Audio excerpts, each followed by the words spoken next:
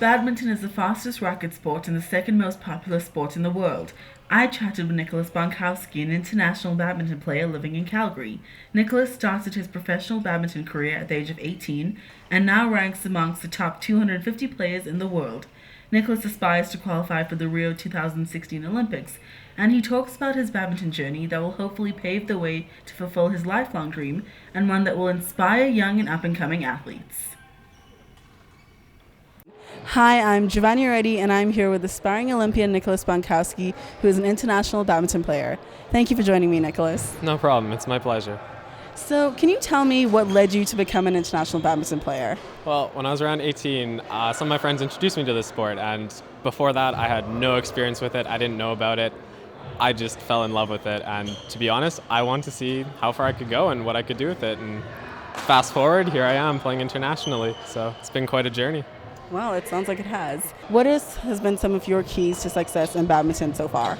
Probably just my sheer determination and willpower to succeed. Every day I wake up and I go for it. I have absolutely nothing holding me back. I just give it everything. That coupled with the fact that I always wanted to see how far I could go with it. Even to this day, I still want to see how far I can go and where I can get. That's what keeps pushing me forwards. And honestly, the past results and upcoming results, it helps me solidify that to keep going for it. So you said that you started playing badminton when you were 18. Would you have liked to have started younger, and how much more of an impact would that have made in your career so far? I would have loved to start younger. The younger you start, I feel the easier it is. You just get that much more experience, that much more technical skills, tactical skills, strategic skills, everything you just get more of. So it's just beneficial to start at a younger age. It's not impossible to start late, but it might be a little bit tougher. Well, you're proof that starting late isn't so bad. Most athletes have somebody in their profession that they aspire to be like. What are some of your idols in badminton? There's obviously the best in the world. There's Lin Dan, he's a two-time gold medalist. There's Lee Chong Wei, Peter Gatta. But there's one guy in particular. His name's Tien Minh Nguyen of Vietnam, and I feel like I can relate to him the most. He's a fitness machine. He doesn't really have everything available to him like the other players do, but he's pushed so far. He's gotten great results, high ranked, and he's actually an older player too. So it makes me feel like there's hope for me at an older age to succeed, not that I have to be young to do well. So as somebody who's an aspiring Olympian, what is your fitness routine like right now? Lots of things. It includes on-court, off-court, weight training, and of course lots of rest and relaxation too. But for fitness training itself, there's lots of sprints, long distance running. On court, there's the drills itself. There's also footwork, speed work, stuff like that. For weight training, it's more badminton specific. It's not, I'm going to get built and huge. It's more, I'm going to try and get really powerful, really strong, really explosive. So that's what my routine is more tailored towards as a badminton player. Playing badminton professionally has led you to travel to some amazing countries around the world. Let's talk about the tournaments that you played last year, and how have those tournaments enriched and enhanced your badminton career so far? Last year I played about 7 tournaments, and they span all across the world. I was in New Zealand for the New Zealand Grand Prix Gold, Tahiti for the Tahiti International Challenge, or French Polynesia International Challenge. I was in Ottawa for Canada International, Vancouver for Canada Open, LA for the US Open, Brazil for the Sao Paulo International, and Macau for Macau Grand Prix Gold. So you can see they're spread all over the world.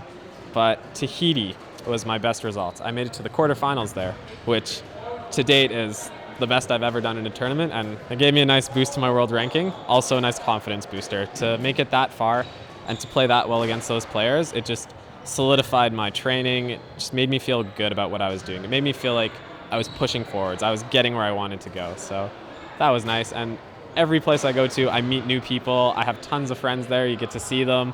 So it's nice. Even though you're working, you're still enjoying some life. So it's a fun experience. That's incredible. It seems like you've had an amazing time so far traveling. So you coach children of all ages, and I spoke to some of them. They said that you're an amazing coach. Talk to me about coaching and how that helps your game.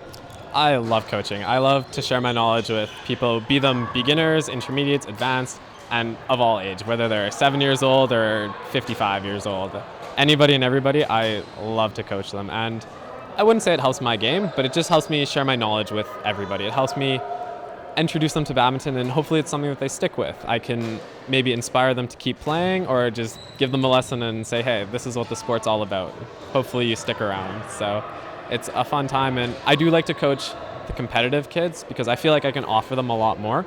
I feel like I can maybe guide them through their game or help them excel in areas where they didn't before, but that's what I like to do. But I do like to coach anybody. So what advice can you give to an aspiring badminton player? Keep working hard. Push through, work hard, and just enjoy it. If you don't enjoy it, it's useless. You got to enjoy what you do.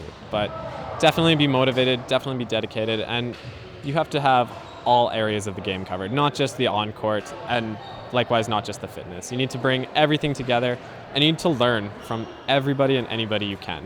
One person can teach you something, but that doesn't mean it's the only way out there. You need to get different viewpoints, different strategies, different techniques, and then you need to build it to your game. So that's what I can say from my own experience, and also from being around others and competing with others too.